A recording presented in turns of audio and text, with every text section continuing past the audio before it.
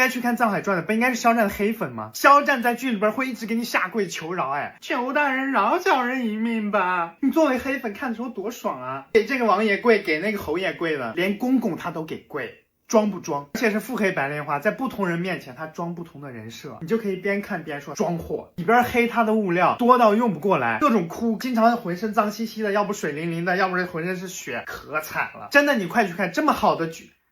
这么好的物料，你看 SYP 最后开超前点映去看啊，还要花钱啊！你黑别人，你不付出成本，你配当黑子吗？现在黑子是什么很低贱的身份吗？什么人都要来分一杯羹？你钱都不花，就凭张嘴来黑别人，黑一部剧，你配吗？当然不配了。看 SYP 去看，去找黑料，你才有凭有据的去黑别人啊！快去看。对不起，这是我看这么久电视以来第一次为一个反派的下线而感动，甚至我有点想哭。太上头了，黄觉的平津侯真的太让人上头了，太厉害了。他本来不想反，他也没有谋利之心。说实话，当他的将领出现在天牢的那一刻的时候，他自己知道了，你们一来，我必死无疑啊！他真的是一代枭雄，一代猛将呀。他真的也功高震主。你看他那下线的那一刻，目击营的将士集体悲痛。然后完全不顾自己的死活，而且目击营的铠甲是我见过所有电视剧里面最帅的铠甲，太帅了！这才叫真正的大戏，这才叫真正的大片电影质感。这个工程的感觉比我看过好多真正的战争片要好一些，甚至不输任何电影的分毫。今天晚上你看。哇！攻入防城，然后平津侯那个威压那个气势感，我愿称平津侯为大庸第一战将，太厉害了，杀伐果断，气势太顶了，就说晋军都有点怵的感觉了。如果不是庄之行过来，是吧？晋军这个城门要被攻破了。当然，这里面更多的是平津侯对于家族振兴以及对他。儿子的一个爱吧，既然已经无路可走，是吧？他这个逼宫清君侧一定是要失败的，因为是没有任何准备的，是被曹敬贤算计的。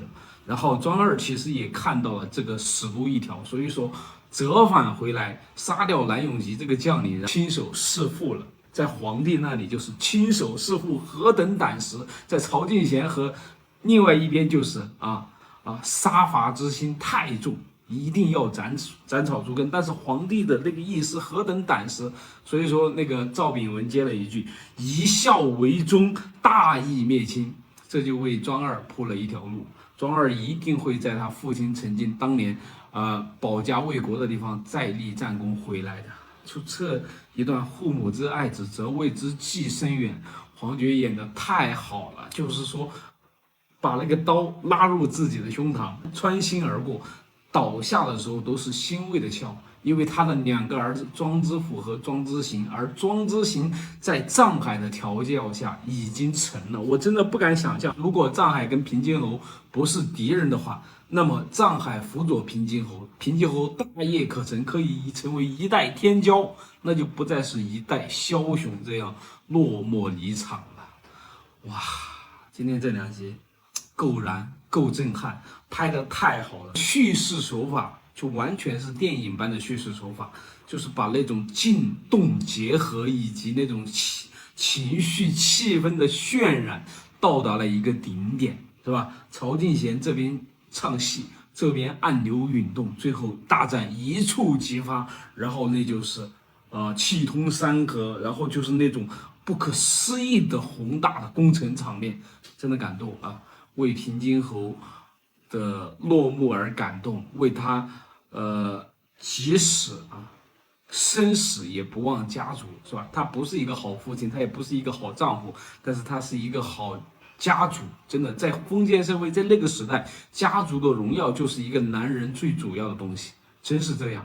而且黄觉把平津侯饰演的真的是让人又爱又恨，甚至在最后时刻，你对他的爱意会不断的上涨。从第一集他蒯夺满门的时候，你恨他恨得咬牙切齿的，到后面对平津侯这个角色爱得无法世仇，就是那种感觉，就很舍不得他下线，因为他真的是有血有肉。他虽然是一个大反派，但是他真的是一代枭雄。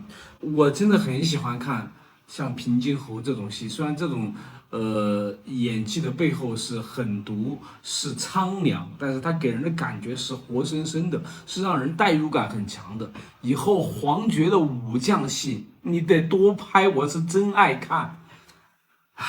再见平津侯，也再次恭喜藏海藏大人从5品钦天监正升为3品工部侍郎。关于藏海的戏，我们下集聊。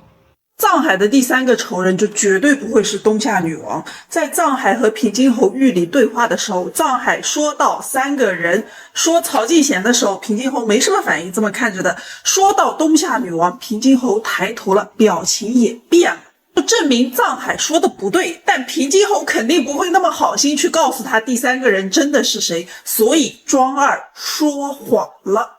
庄之行为什么要来骗藏海呢？首先，庄之行跟藏海都已经说得很明白了，他已经不希望藏海杀他爹了，因为他是已经有点原谅他爹了。首先呢，他跟他母亲之间的记忆已经是过去很久的事情了，而且他一直心理落差比较大的是自己在侯府受到的待遇是不如庄大的，但是现在他想要的都已经得到了，自己功成名就了，已经受封武状元了，自己的老爹现在对自己又寄予厚望，自己已经是侯府的世子了。但是现在老爹权力已经被夺了，只空有平津侯这个头衔在，而自己的仕途刚刚开始。如果藏海要继续搞他老爹的话，自己肯定会受到波及的。我个人是从很早就坚信面具人就是第3人，第3人就是赵炳文，所以依据这个推论，那赵炳文人家是谁呀？还在朝上面实权在握的。如果庄二如实告诉藏海，你猜藏海会怎么做？庄之行可是从头到尾眼睁睁的看着藏海是怎么挑拨曹进贤跟平津侯之间的关系，把他家整得这么惨。如果藏海知道第3个人还是朝中的大员赵炳文，他还会怎么做？是不是又会故技重施，再挑拨他们之间的关系呢？但是平津侯府现在还能剩下些什么呢？只是空有一个头衔了。我庄之行的仕途才刚刚开始，怎么还能眼睁睁的看着藏海你来整垮我们家了？所以庄二啊，他其实比庄大聪明很多啊，有点小腹黑，有了自己的小心思，然后又想了一个目前为止藏海一下子又不太可能接触到的人，而且从表面上来看这个逻辑是完美的，就把锅一把就给扣在了东夏女王头上。哇，没想到呀，前面看庄二你傻不愣愣的，没想到小心思也这么多，而且随着自己的境遇不停的变化，自己现在的日子好过了，他怎么可能还会一直跟藏海一条心呢？再说了，平津侯那是他亲爹呀，怎么着都是血浓于水，也不能眼睁睁的看着自己老爹对吧？一切都是合情合理的。那藏海什么时候会发现东夏女王其实不是他要复仇的第3人呢？大家继续拭目以待。